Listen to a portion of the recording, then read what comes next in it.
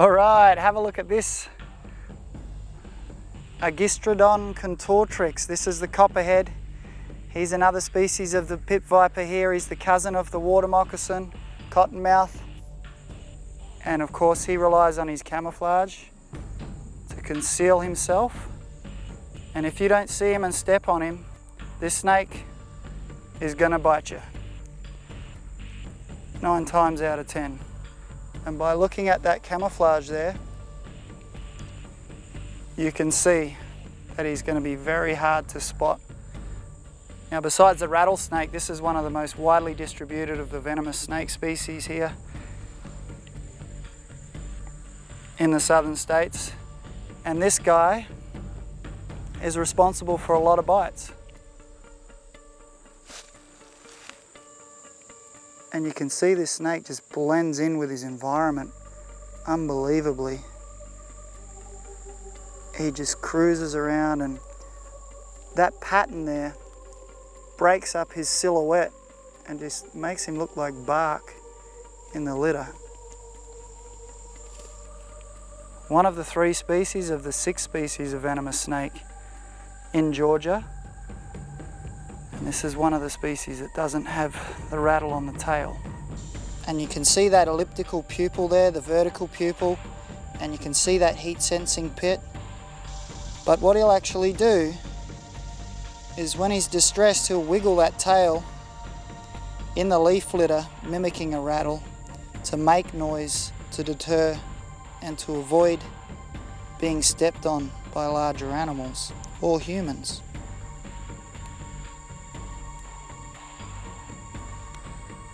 These snakes will eat rodents and frogs. And they'll also use that little tail as a caudal lure.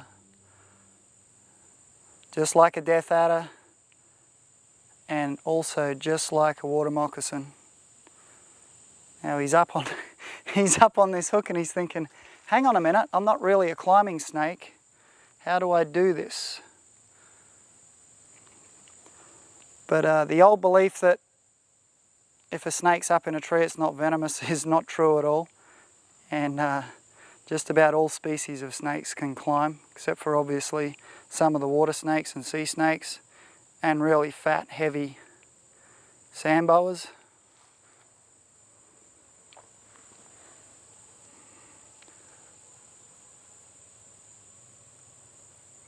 But he's doing a good job there. What a demonstration of a non-arboreal snake. Well, I'm not really an arboreal species, but look at the way he can hang on to that tiny little hook. Pretty amazing. What a simply stunning snake. Look at that camouflage. Beautiful copper colours, and that's where he gets his name from, obviously. And I can hear that noise in the background. That's one of his favourite foods. Frogs. When you first come across these snakes, they're very nervous, very flighty, very bitey. For obvious reasons, he doesn't want to get eaten or stepped on. But after a little while, he's realised that I'm not going to eat him. He's calmed down a little. Tell you what, it's late afternoon in this swamp here. Mosquitoes are going crazy. And that's when these guys start to wake up in the late afternoon, and they like to hunt at night time. So you can see this copperhead sitting there camouflaged in the pine needles with his head sticking up like that. A very alert snake, highly alert. He's got great vision, a great sense of smell that he mainly uses with his tongue. And to see this guy in the grass or amongst the bark chips, you really have to keep an eye out where you're walking. They grow to about 4 feet maximum, 3 to 4 feet, and they give birth to live young, like his cousin. He's got his tongue flicking out there, just sussing out what's going on.